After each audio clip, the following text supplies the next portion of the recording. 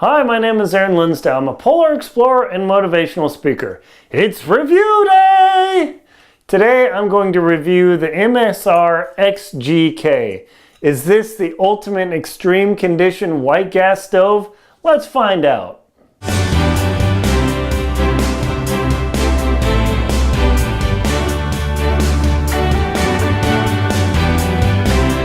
The MSR XGK stove has been billed as one of the best outdoor expedition stoves on Earth. Why is that? Well, come to find out, yes.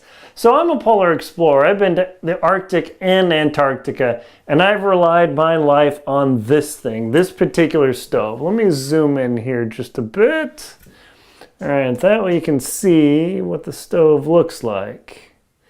It's got a fuel hoop over the flame. That'll make more sense in a minute. Foldable legs, triangle design, all steel hose, all steel this, aluminum block, no problem. Maybe that's aluminum, but in any case, all metal. So this stove is what I bet my life on in Antarctica. And even though it is the most reliable stove, I actually brought a backup stove because in Antarctica, if your stove fails, in probably 2.5 days, you will dehydrate and die. I mean, you can try and eat some snow and better than nothing, but you have to drink at least 5 liters of water in a day. It's just insane. The Arctic wasn't so bad, maybe 3.5 or 4 on the tundra, but out on the ice, it's usually pretty intense. So this, in my humble opinion, is the best stove on Earth for extreme mountaineering. Some people also use the MSR Whisper Light or the Optimus or Primus Optimus, but for my experience, this has been the money stove. So I'm going to show you how this stove works, why it's valuable, and why I think it's good. As a word of disclosure, I receive no money from MSR, Mountain Safety Research, or compensation or support or free products or anything for these reviews. This review is just my own volition to show you the things that I've used in the most extreme places on Earth. Denali, yeah, I'm reliant on this stove to work on Denali too. So what I'm going to do is I'm going to zoom in here, all right, and kind of show you how this guy works. Let's see. Let me turn the camera a bit.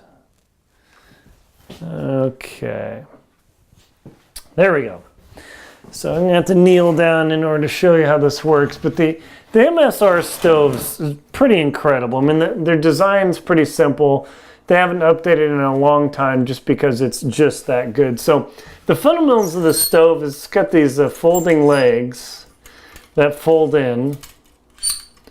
And just this guy hoops here. And this, if you have the old titanium 2-liter pot, this completely fits in the pot, no problem. You have to have the pump.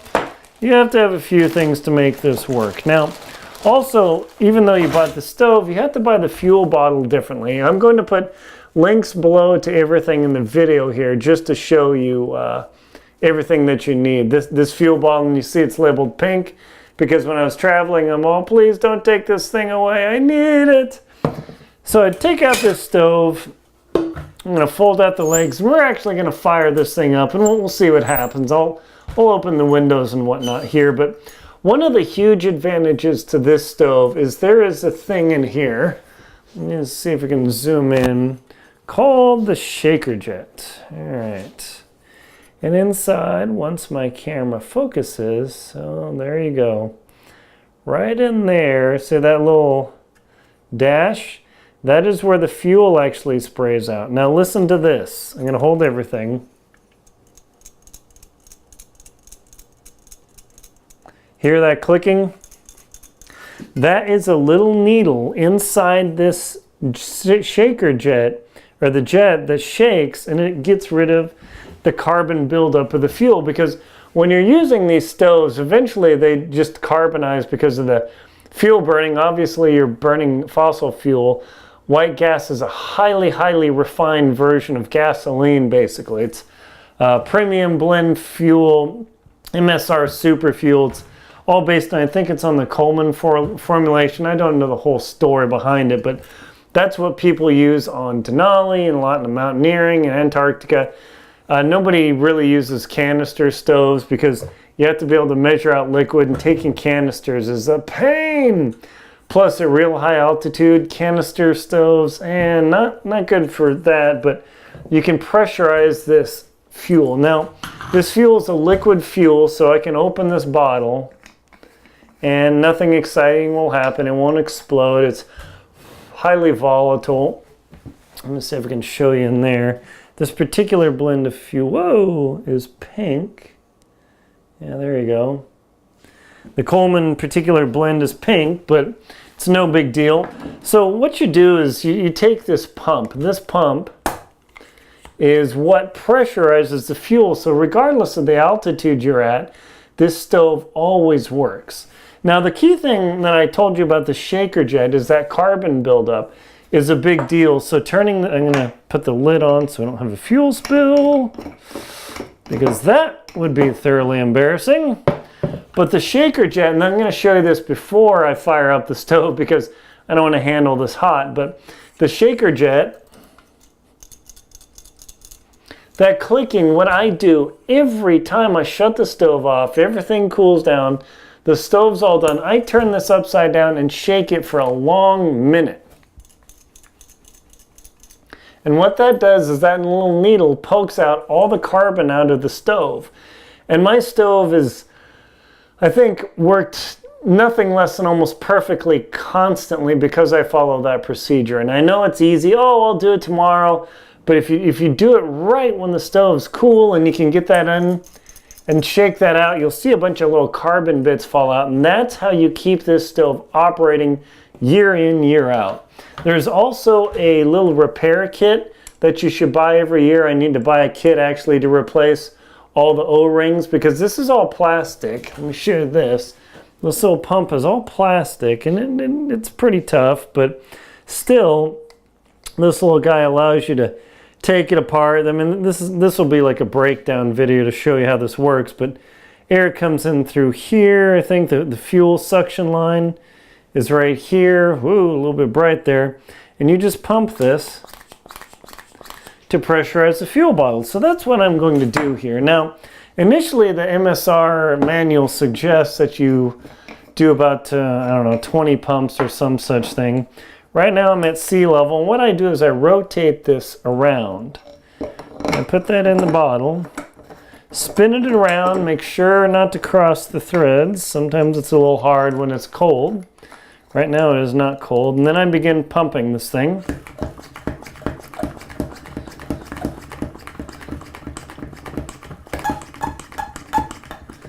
Starting to squeeze, sounds pretty good and pressurized. Notice they have a fill line here too. So this is all part of the process. I know it seems like quite an ordeal, but when you're really high in the mountain, you've got this liquid fuel. This is really what everybody does. Canisters, again, okay, but butane and propane do not work well at high altitude. So one of the keys is I usually put a little bit of Vaseline or something on this nipple here, but right now I'll just put a little bit of good old-fashioned spit on there just to get the job done. And I put this on here, flip it around, click it locked. Come on, there we go. And here's the completed stove ready to fire up. There you go, this little click lock here. There's the stove, nothing too exciting, okay? And now what I'm going to do is I'm going to show you how to prime this. Now what I'm going to do is I'm going to move this fuel away because it's in a plastic bottle, and if for some reason I have some crazy flame out and it melts this bottle, I will, I don't know, burn down my demo room, so that would be bad. So I'm going to take this away here. Good, and bring the camera over. I'm going to show you how this thing fires up. Hopefully I won't have too much trouble. It's always fun when you demo things.